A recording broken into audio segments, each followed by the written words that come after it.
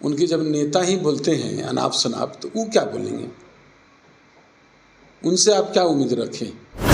राज्य के विकास के लिए माननीय मुख्यमंत्री सोचते रहते हैं, देश के विकास के लिए माननीय प्रधानमंत्री सोचते रहते हैं। जो उनका दोनों आदमी का जो धारा है, जिनके बदौलत उन्होंने जो 15 वर्ष तक के शासन किया, अति पिछड़ा समाज के बदौलत, पहले तो लालू प्रसाद यादव जी को संविधान के प्रति आस्था ही नहीं।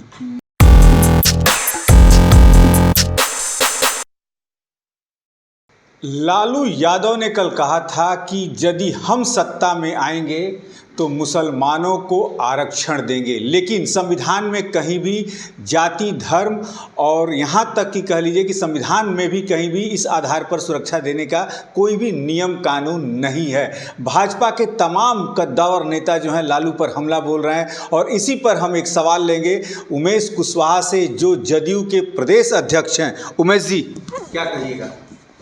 पहले तो लालू प्रसाद यादव जी को संविधान के प्रति आस्था ही नहीं।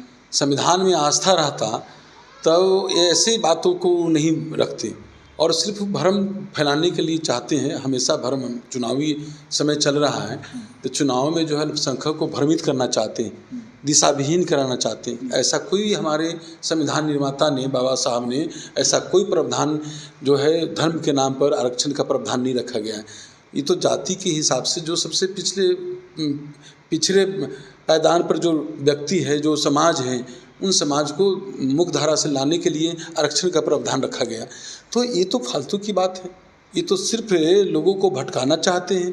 तो ऐसे लोग तो हमेशा जानवे करते हैं कि लोकतंत्र के विरोधी लोग हैं, इनको तो विकास से कोई मतलब है नहीं। मतलब कहीं ना कहीं लालू यादव को ये लगने लगा है कि जो MY बिल्कुल दो MY जो समीकरण है तो देख लीजिए ना, कहते हैं अपने आप को A to Z party, MY समीकरण की पार्टी, तो दोनों को लीजिए ना। जिनके बदौलत उन्होंने जो 15 वर्ष तक के शासन किया, अति पिछड़ा समाज के बदौलत उनको जब हक देने की बारी आई तो मात्र 1 सीट, और जो माई समीकरण, जो MY समीकरण कहते हैं, जब उनकी हक देने की बारी आई था अपने जाति का, तो फिर जनता तो समझती है ना। जनता तो खेल उनकी कब तक के लोगों को झांसा देते रहेंगे। फिर नए बात देख लीजिए, उन्होंने कहा कि जब हम आते हैं तो आरक्षण का, तो आरक्षण कहीं जाति के, आरक्षण कहीं धर्म के नाम पर दिया जाता है? ऐसा कहीं संविधान में? तो बिल्कुल इनको संविधान में आस्था नहीं, तो संविधान विरोधी लोग हैं। ये तो लोकतंत्र पर परिवार तंत्र हावी होना चाहता है, इसीलिए समाज, जनता समझती है उनका खेल खत्म है, लालटेन बुझ चुका है। तेजस्वी यादव ने आज एक छोटा सा बयान दिया है कि जब कहते ही हैं कि पाटलिपुत्र और पटना साहिब सीट सुरक्षित है तो प्रधानमंत्री यहाँ क्यों आ रहे हैं? देखिए, प्रधानमंत्री को लोग सुनना चाहता है।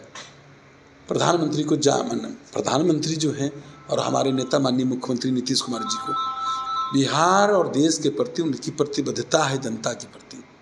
दिन रात तरक्की करते रहते हैं, हर दिन, हर समय, हर पल राज्य के विकास के लिए माननीय मुख्यमंत्री सोचते रहते हैं, देश के विकास के लिए माननीय प्रधानमंत्री सोचते रहते हैं। जो उनका दोनों आदमी का जो धारा है, न्याय के साथ विकास, माननीय मुख्यमंत्री जी का और माननीय प्रधानमंत्री जी का, सबका साथ, सबका विकास, सबका प्रयास, सबका विश्वास, इस धारा को मजबूत करने के लिए जनता चाहती है।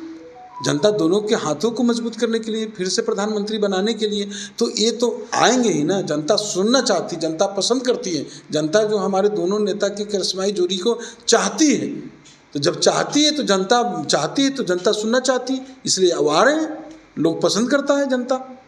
और देख लीजिए, ये जो है बौखलाहट की बयान है तेजस्वी जी का, वो मालूम है उनको कि 19 में जो है 0 पर अटक गए थे, उनका 0 रहा।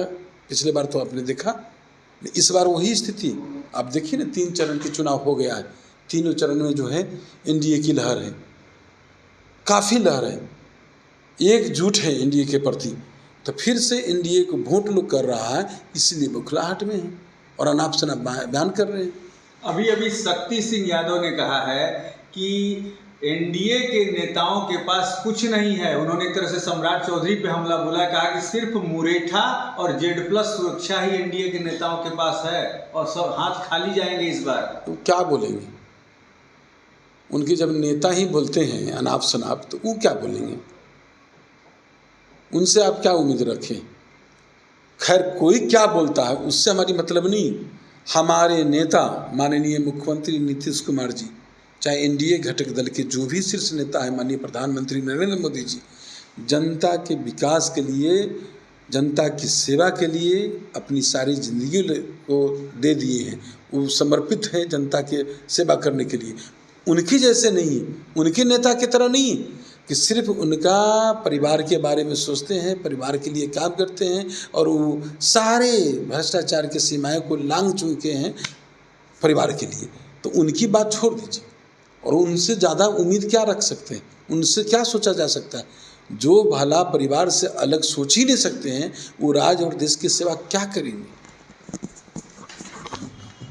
जो परिवार से अलग सोच ही नहीं सकते, वो देश और राज्य की सेवा क्या करेंगे?